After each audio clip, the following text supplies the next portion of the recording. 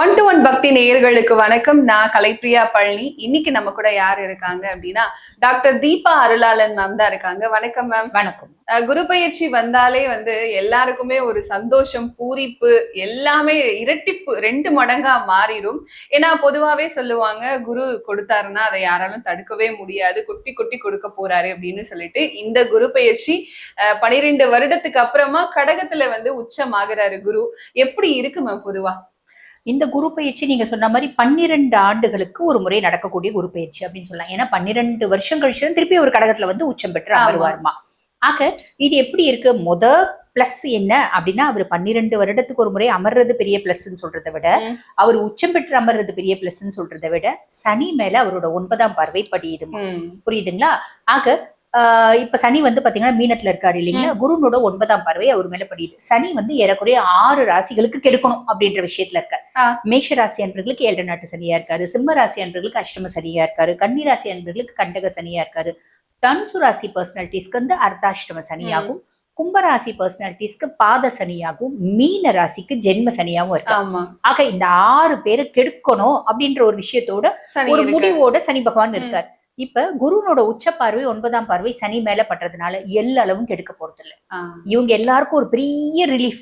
என் மூளைய பாத்தீங்கன்னா தின்னுட்டே இருந்த சனி, என்னை இரிட்டேட் பண்ணிட்டே இருந்த சனி ஆல்மோஸ்ட் நல்லிஃபை ஆயிடுறாரு. இது ஒரு பெரிய பிளஸ்மா. ரெண்டாவது, மத்த 6 ராசிகளுக்கு அவர் நல்லது செய்யணும்ன்ற பொசிஷன்ல தான் இருக்கார்.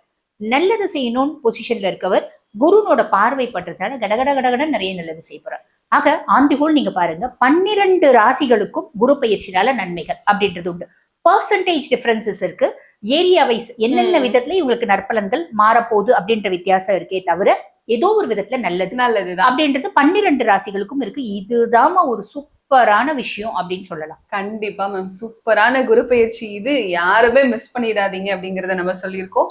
ஒவ்வொரு ராசிகளுக்கும் எப்படி இருக்குன்னு பாக்கலாம். கண்டிப்பா கண்டிப்பா.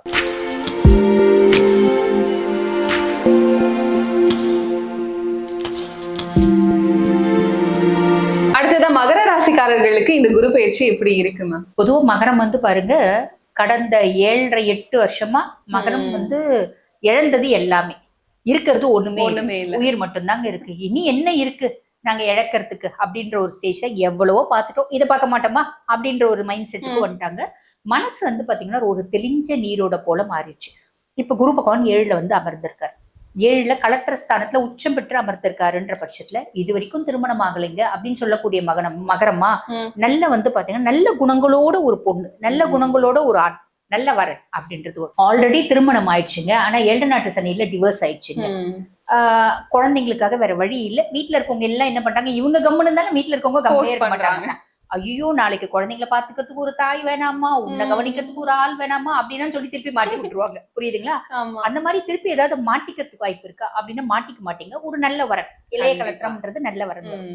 ஆல்ரெடி 7 நாட்டு சனியில நாங்க பிரிஞ்சுட்டோங்க, ஆனா ஒரே வீட்டுல தனித்தனியா இருக்கும். இப்ப 4 மத்தியஸ்தர்கள் வருவாங்க. எப்பயுமே ஃபேமிலி இருக்க பர்சன் சும்மாவே இருக்க மாட்டாங்க. இல்ல நீங்க 2 பேரும் பாத்தீங்கன்னா ராம் சீதா ஜோடி மாதிரி வாழணும், குழந்தைங்களுக்காகவாது வாழுங்க.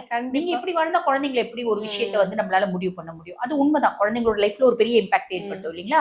அதெல்லாம் சொல்லி புரிய வச்சு நம்மள திருப்பி இணைக்கிறதுக்கு 4 பேர் வருவாங்க. திருப்பி இணைஞ்சு வாழறதுக்கான ஒரு பிராப்தம் வரும். கண்டிப்பா. ஓகேங்களா?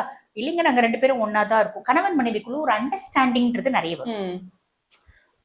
சும்மா பாத்தீங்கன்னா நாங்க முழுக்க அவரு நான் பேச நினைப்பதெல்லாம் அவங்க பேசுவாங்களா, அவங்க ஆமா அப்படிலாம் எதிர்பார்க்க கூடாது.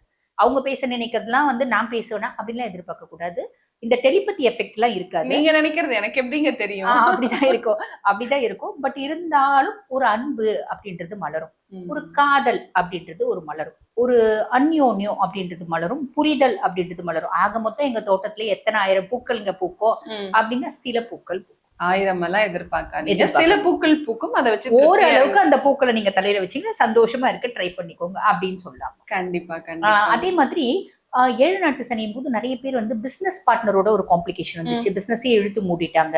இப்ப திருப்பி புதுசா நான் தொழில் தொடங்கலாமா அப்படின்னு கேட்கிற மக்கரம் உண்டு. இந்த காலகட்டத்துல ஒரு புது இன்வெஸ்டர் வருவாங்க, தொழில் தொடங்குறதுக்கான பிராப்தம் உண்டு. இவ்வளவு விஷயங்கள் உங்களுக்கு சிறப்பானதா இருக்கும்னு சொல்லிட்டோம். சில விஷயங்கள் கவனமா இருக்கணும், ரொம்ப கவனமா இருங்க அப்படின்னு சொன்னா எந்த விஷயமா இருக்கும்? கேத்து 8ல இருக்காருமா. 8ல இருக்க கேத்து என்ன பண்ணுவாரு, நிறைய இந்த மகர ராசி பர்சனாலிட்டிஸ்க்கு இந்த 7 நாட்டு சனியும் போது ஒரு புது உறவு, புது வரவு அப்படின்றது அவங்க ஒரு ரிலேஷன்ஷிப், ஒரு ஹிடன் சீக்ரசிஸ் அந்த மாதிரி வந்துச்சு.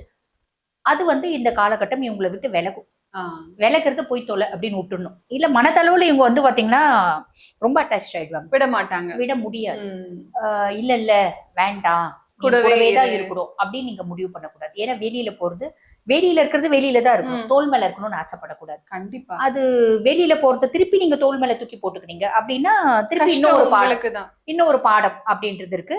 சனி கொடுத்த பாடம் போக கேது கொடுக்கக்கூடிய பாடம், ராகு கொடுக்கக்கூடிய பாடம், ராகு குடும்பத்துல கும்மி அடிக்க ஆரம்பிப்பார். ஆக ராகு கொடுக்கக்கூடிய பாடம் அப்படின்றது இருக்கும். அதனால வேண்டாம், விலகிற உறவு விலகட்டும். சந்தோஷமா காலில் விழுந்து கும்பிட்டுட்டு அமிச்சிடுங்க. அதே மாதிரி பூர்வீக சொத்து பத்து இருக்கு அப்படின்னா தயவு செஞ்சு போய் பாருங்க. இல்லைன்னா பராமரிப்பு இல்ல அப்படின்னா அதை ஆக்கிரமிப்பு பண்ணணும் அப்படின்னு நிறைய இடத்துல நிறைய கூட்டங்கள் அலையுது. அந்த மாதிரி ஏதாவது ஒரு கூட்டத்தினோட கண்ணில் நம்மளோட ப்ராப்பர்ட்டி சிக்கிடும். ஸோ போய் பாருங்க. மகர ராசிக்காரர்களுக்கு உங்க வாழ்க்கையில எதிர்பாராத ஒரு விஷயம் நடக்கும் அப்படின்னு சொன்னா என்ன விஷயமா இருக்கும்? 2ஆம் பாவத்துல ராகு இருக்காருமா, தன குடும்ப வாக்குஸ்தானத்துல ராகு. நிறைய பேருக்கு வெளிநாடு போயிட்டு இன்டர்நேஷனல் கரன்சிஸை கையாளக்கூடிய பிராப்தம் அப்படின்றது உண்டு.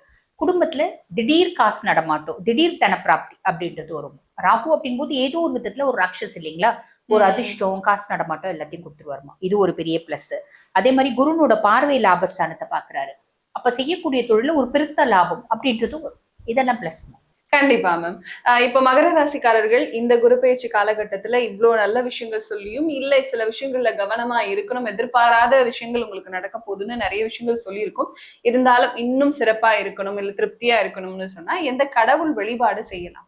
மகரம் அப்படின்னாலே சிவ வழிபாடுமா. ராசி அதிபன் சனி, சனினாலே சிவனோட கனெக்ட் ஆயிடுவாங்கம்மா. ரொம்ப சிம்பிள். ஒருத்தவங்களுக்கு சனி தசை நடக்குதுன்னா கூட சிவனை வழிபாடு பண்ண ஆரம்பிச்சிருவாங்க. எனக்கு சிவனே பிடிக்காதுங்க, என்னவோ தெரியல சனி தசை வந்ததுல இருந்து நான் சிவனை கும்பிடுறேன் அப்படின்ற ஒரு அமைப்பு வந்துடும். சனி அப்படின்னாலும் ஏதோ ஒரு விதத்துல சிவனை கூட கனெக்ட் பண்ணி விட்டுருவாரு சனியே. நம்ம கனெக்ட் ஆகலனாலும் அவர் பண்ணி விட்டு, நம்ம கனெக்ட் பண்ணணும்ன்ற அவசியமே இல்ல. சனி பகவான் கூட்டின்னு போய் நம்மள கனெக்ட் பண்ணி விட்டுருவாரு. ஆக சிவ வழிபாடு மேன்மீட்டர். அவருக்கு அவ்வளோ பிடிக்கும் சிவபிரான். அதனால நம்ம வழிபாடு பண்றோம் அப்படின் போது சந்தோஷமா ஒரு நிறைய நல்லது செஞ்சுடுவார். அவர் பயந்து நல்லது செய்யறது இருக்கு, அவர் சந்தோஷமா நல்லது செய்யறது இருக்கு. யார் ஒருத்தர் சிவ வழிபாடு பண்றாங்களோ சனியனோட கைகள் வந்து பாத்தீங்கன்னா முழுக்க முழுக்க அவங்களை ஆசீர்வாதம் பண்றதுக்கு இருக்குமே தவிர அவங்களோட குடுமையை பிடிக்கிறதுக்கு இருக்காது. சிவ வழிபாடும் என் மீதம்.